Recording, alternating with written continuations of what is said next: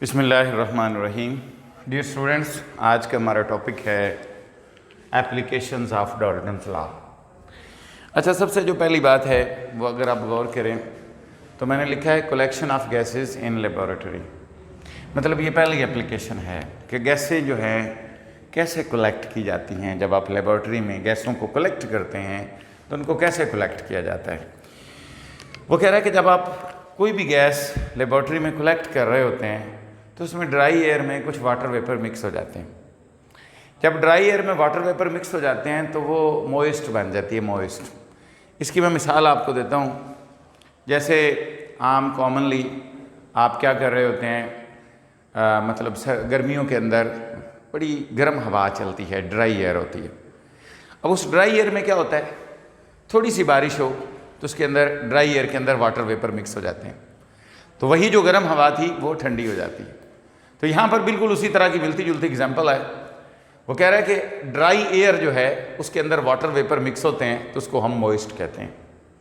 बिल्कुल Dalton law की तरह ये मिक्सचर है ड्राई एयर का और वाटर वेपर का। तो इसका पार्शियल प्रेशर जमा इसका पार्शियल प्रेशर, ये टोटल प्रेशर ऑफ मॉइस्ट के बराबर है। तो इसका मतलब ये हुआ पी ऑफ मॉइस्ट बराबर है ड्राई एयर का पार्शियल प्रेशर और वाटर वेपर का पार्शियल प्रेशर।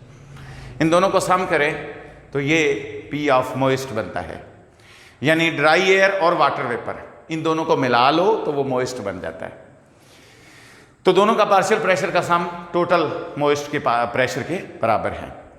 अब वो ये कह रहा है कि ये जो वाटर वेपर प्रेशर लगा रहे हैं ना, ये वाला, ये जो वाटर वेपर लगा रहे हैं, इस वाटर वेपर के प्रेशर को हम एक्वस टेंशन कहते हैं। ये जो वाटर वेपर का प्रेशर होगा इसको हम एक्वस टेंशन कहते हैं। तो the pressure exerted by water vapours is called aqueous tension. जो वाटर वेपर प्रेशर लगाएंगे उसको हम एक्वस टेंशन कहेंगे। तो ये वाटर वेपर का प्रेशर एक्वस टेंशन कहलाता है। तो उसकी जगह मैंने एक्वस टेंशन लिख दिया, एक यू आगे टेंशन, इसका मतलब है एक्वस टेंशन। अब अगर आप ड्राई एयर का पार्शियल प्रेशर मालूम करना चाहते हैं तो उसको उधर ले जाएं, यानी इसको उधर ले जाएं तो ये उधर जाके माइनस हो जाएगा। तो P of moist minus aqueous tension. तो ये फाइनल इक्वेशन जो है हमारे पास बन जाएगी। आगे है रेस्पिरेशन। अब रेस्पिरेशन समझने के लिए जरा तवज्जो तलब बात है। हमारे पास हम हवा में कैसे सांस लेते हैं, हमें ब्रीथिंग सांस लेने में कैसे इजी फील होता है, कैसे दुश्वारी आती है, तो ये सारी बातें हमने यहाँ डिस्कस करनी है। सबसे पहले हम बात कर रहे हैं कि हम सांस लेते कैसे हैं। अब ये बात आपने याद रखनी है, हवा में ऑक्सीजन का जो प्रेशर है हवा में वो 159 टॉर है। ये बात आपने फॉर एमसीक्यूज भी याद रखनी है।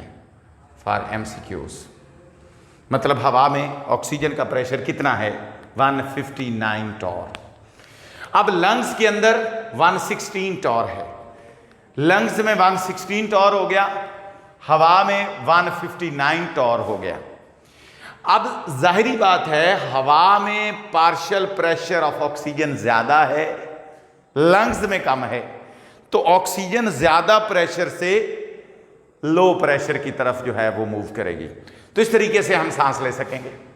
इसी तरह क्या होगा, कार्बन डाइऑक्साइड का बॉडी में प्रेशर ज्यादा है, बाहर कम है, तो लिहाजा कार्बन डाइऑक्साइड बॉडी से बाहर निकलेगी और हवा से ऑक्सीजन जो है वो हमारे लंग्स की तरफ मूव करेगी। तो इस तरीके से हम सांस ले सकेंगे। ये है रेस्पिरेशन का प्रोसेस। अगला पॉइंट है हायर अल्टीट्यूड्स। हायर अल्टीट्यूड क्या होते हैं, बुलंदो बाला मकामात। आप फर्ज करें यहां पर खड़े हैं इस सेंटर पर, पाकिस्तान की बात कर लें, पाकिस्तान ऐसे है, ऐसे। इसका मतलब यह है कि जैसे जैसे इधर जाओगे हाइट पर प्रेशर कम होता जाएगा, जैसे जैसे डाउन जाओगे प्रेशर बढ़ता जाएगा।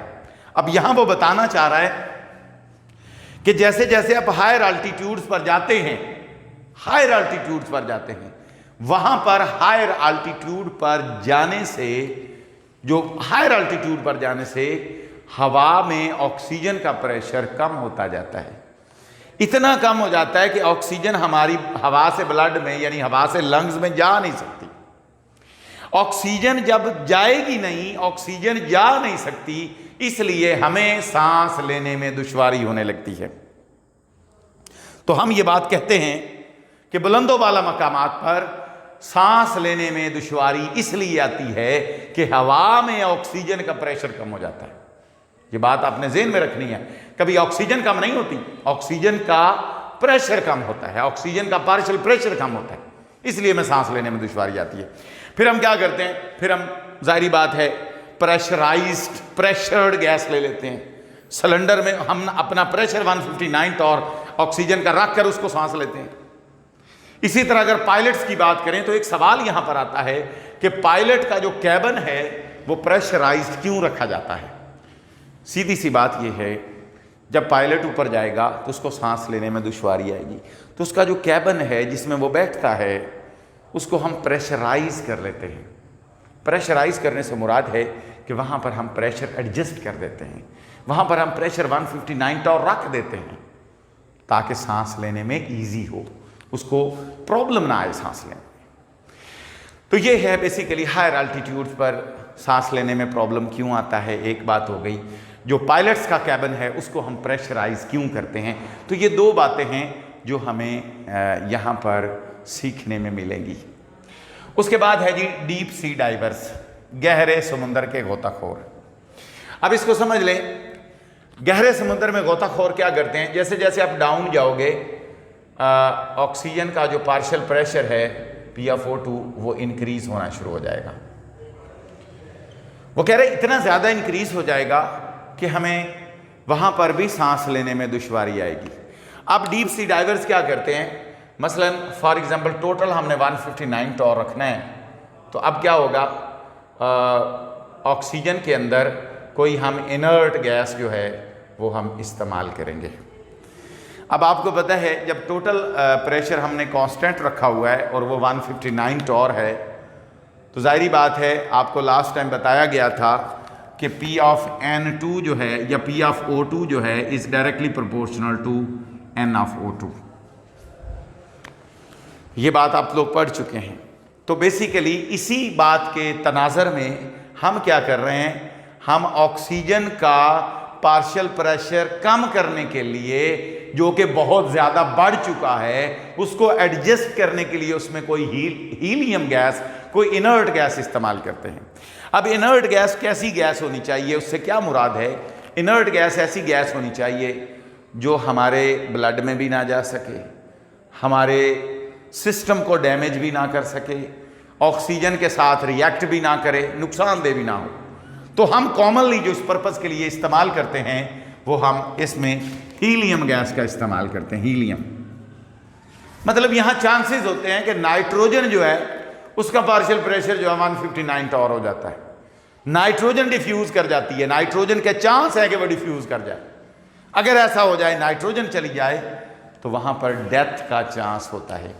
इसलिए हमने कोई ऐसी गैस सेलेक्ट करनी है जो हमारे लिए फेवरेबल हो, तो हम इसके लिए हीलियम गैस का इस्तेमाल करते हैं। और हीलियम गैस इसलिए इस्तेमाल करते हैं ताकि ऑक्सीजन का जो टोटल प्रेशर है वो 159 टॉर एडजस्ट हो जाए।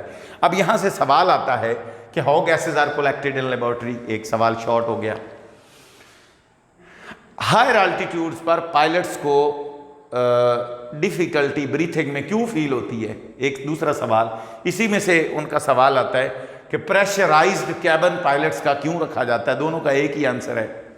और डीप सी डाइवर जो है ऑक्सीजन वो वाली लेते हैं जिसमें कोई इनर्ट गैस हीलियम वगैरह मिक्स हो, ऐसा क्यों है। तीनों के आंसर मैंने आपको बता दिए हैं। और ये लॉन्ग क्वेश्चन भी आ जाता है कि एप्लीकेशंस ऑफ डाल्टन्स लॉ जो है उनको एक्सप्लेन करें। तो आज के लिए इतना ही। Thank you very much. अगर कोई प्रॉब्लम हो तो स्टूडेंट्स आप डिस्कस कर सकते हैं। अल्लाह हाफिज़।